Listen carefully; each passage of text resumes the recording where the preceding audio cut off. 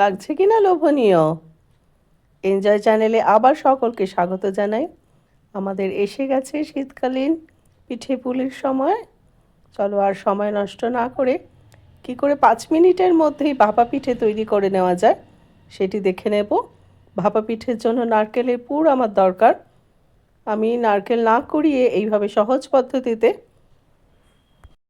ছুরি দিয়ে আগে পিস পিস করে কেটে নিই নারকেল থেকে। তারপর সমস্ত পিস করা নারকেলগুলিকে মিক্সার গ্রাইন্ডারে একবার ঘুরিয়ে নিলে সুন্দর নারকেল কোড়ানো হয়ে যায়। তারপর খেজুরের গুড় দিয়ে পুর বানিয়ে নিয়েছি। এই বানিয়ে নিলাম আতপ চালের গুঁড়ি, গোবিন্দভোগ চালের গুঁড়ি নিয়েছি 2 কাপ। ভালো করে এটা মিশিয়ে নেব। হালকা গরম জল 1 কাপ দিয়ে ভালোভাবে মেশাতে হবে। এটা কিন্তু মন্ট তৈরি হবে না, এরকম ঝুড়ো ঝুড়োই থাকবে। ভাপা পিঠেগুলো যাতে জমাট বাঁধতে সুবিধা হয় সেই জন্যই হালকা গরম জল দিয়ে চালের গুঁড়োকে এইভাবে একটু মিশিয়ে নিতে হবে। ভাপা পিঠেটা আমি যেহেতু মাইক্রোওয়েভে রান্না করব সেই জন্য এই পাত্রগুলো নিয়ে নিয়েছি এবং খোপগুলোতে একটু সাদা তেল লাগিয়ে দেব। খুব সামান্যই লাগবে। একটু মাখিয়ে নেব প্রতিটি খোপে। 8টি খোপ আছে। হ্যাঁ, একটু হালকা করে মাখিয়ে নেব, তাহলে তৈরি হবার পর তুলতে সুবিধা হবে। এইটি কিন্তু মাথায় রাখতে হবে। হ্যাঁ, আমার তৈরি হয়ে গেছে পাত্রগুলো। এবার আমি কিভাবে দেব ভাপা পিঠের। প্রথমে এই চালের গুঁড়িটা দিয়ে দিলাম, এর মধ্যে চেপে চেপে চেপে চেপে দেব, হালকা চেপে চেপে চেপে দেব।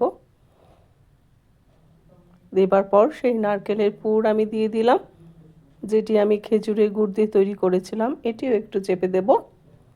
এরপর আমি হালকা করে উপর থেকে চালের গুঁড়িটা আবার দিয়ে দেব।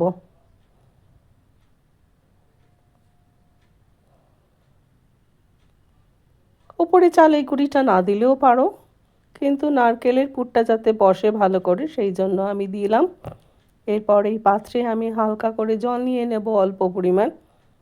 তলায় একটু জল থাকাটা কিন্তু খুব জরুরি। এইবার আমি পাত্রগুলো পরপর সাজিয়ে এইভাবে রেখে দেব। একটা স্ট্যান্ডে দিলাম, তারপর আরেকটি স্ট্যান্ডে দেব। হ্যাঁ, এটি নিয়ে এরপর বসিয়ে দিলাম। এরপর আমাকে ঢাকনাটা দিয়ে দিতে হবে, পাত্রের ঢাকনাটা দিয়ে দিতে হবে।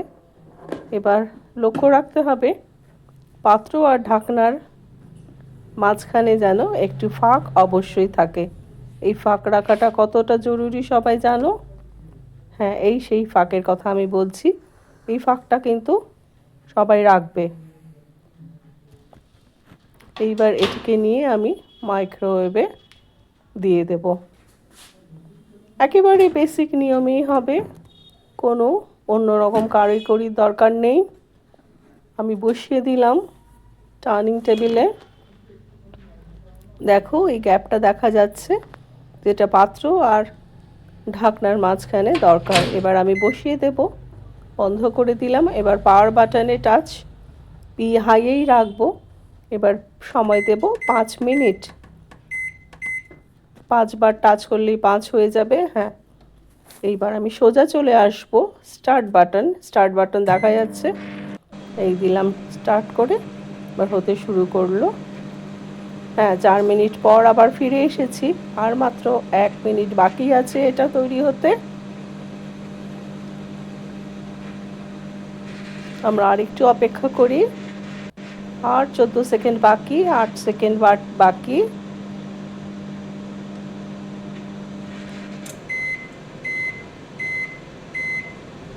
ব্যাস, পিপ পিপ করে জানিয়ে দিয়েছে কাজটি সম্পূর্ণ হয়েছে। এবার আমি খুলে নিলাম ডোর। দেখো কত গরম হয়ে গেছে। অবশ্যই শুকনো কাপড়ের সাহায্যে পাত্রটিকে বার করে আনতে হবে, কারণ পাত্রটি ভীষণ গরম। খালি হাতে বার করতে যেও না কিন্তু। দেখেছো কত বাষ্প হয়েছে।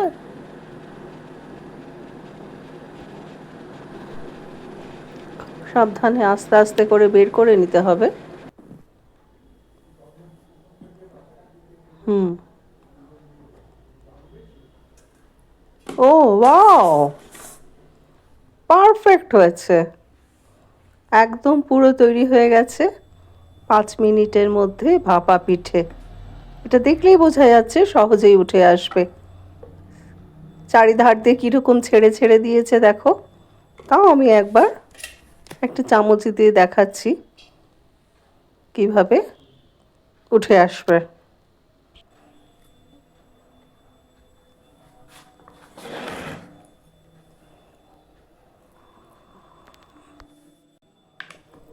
সবগুলোই খুব ভালো করে উঠে আসছে।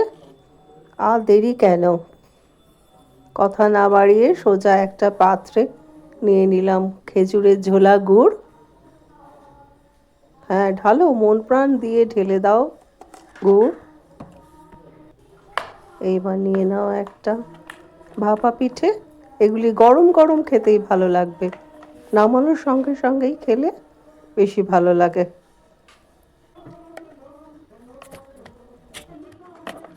সব প্লেটে রাখা হয়ে গেছে, এবার চেখে দেখার পালা। দেখি তো কেমন হয়েছে।